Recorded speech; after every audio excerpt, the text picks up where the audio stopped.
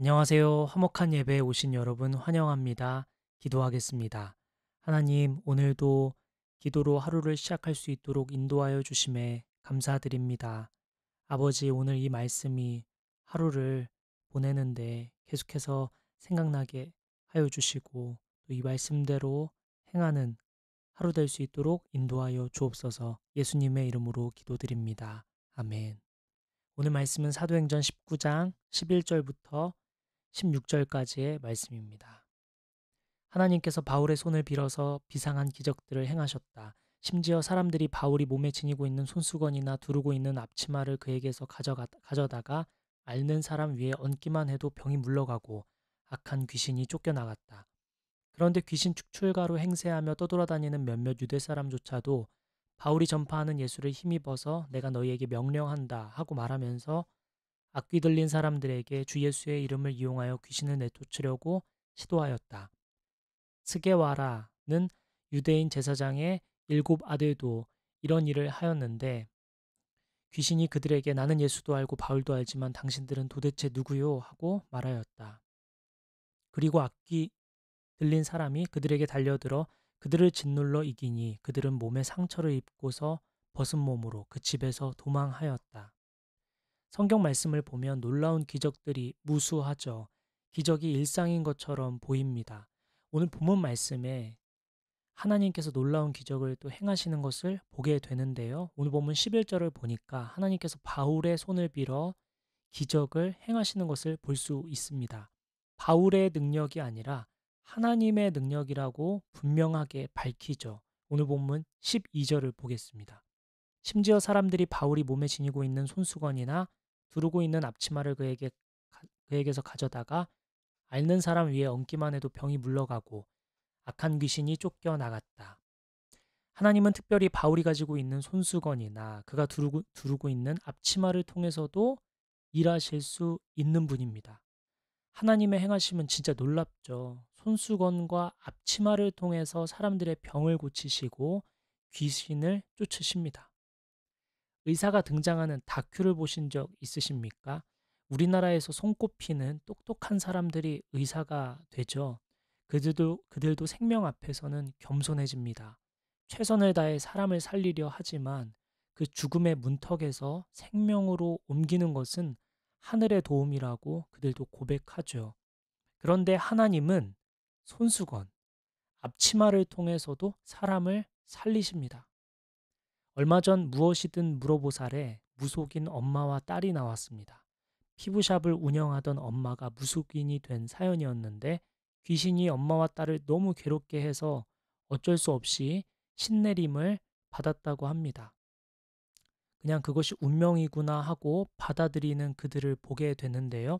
귀신의 역사 앞에 인간은 이처럼 무력해집니다. 근데 하나님은 손수건과 앞치마를 통해 귀신을 물리치십니다. 하나님의 능력이 얼마나 대단합니까?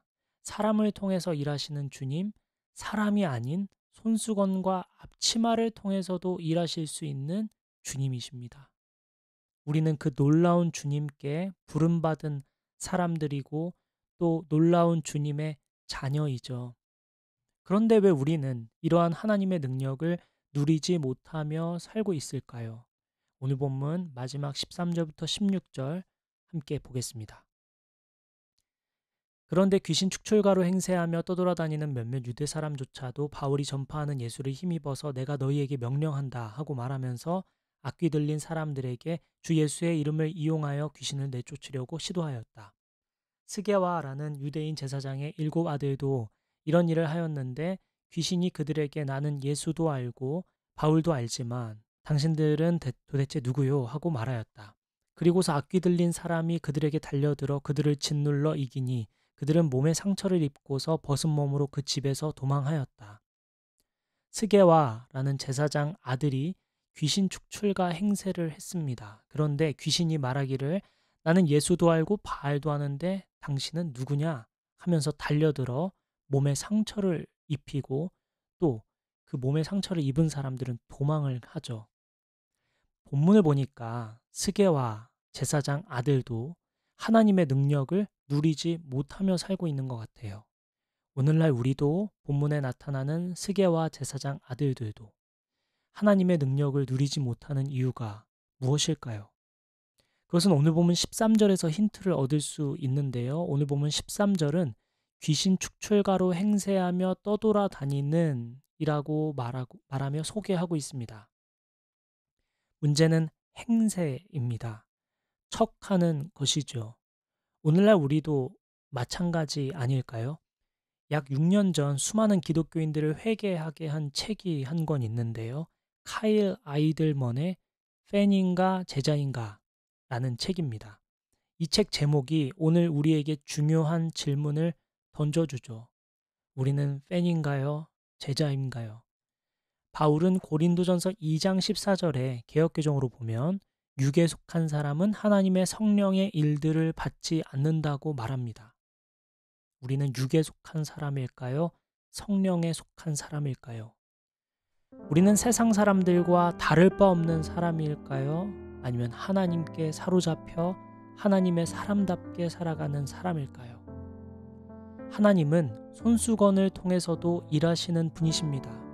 우리는 그러한 능력을 맛보고 싶어 하면서도 도무지 영적인 일에 시간과 마음을 쏟으려 하지 않습니다. 그러면서 마치 핸드폰 어플을 켜듯 하나님의 능력이 손쉽게 나타나기를 바라죠. 어쩌면 오늘 우리는 스게와 제사장 아들들처럼 하나님의 사람인 척 행세를 하고 있는 것은 아닐까요? 우리는 진짜 하나님의 사람답게 살아가고 있는 걸까요? 지난 주일 말씀에 하나님은 상황을 바꾸시는 분이라고 했습니다.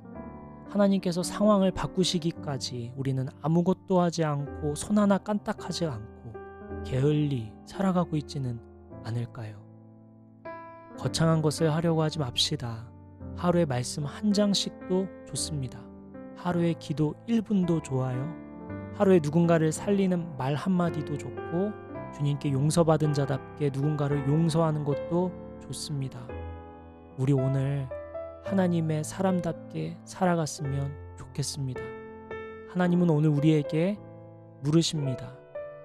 너는 하나님의 사람이냐, 육에 속한 사람이냐? 그리고 하나님은 오늘 우리에게 하나님의 사람답게 살아가라고 우리를 인도하십니다.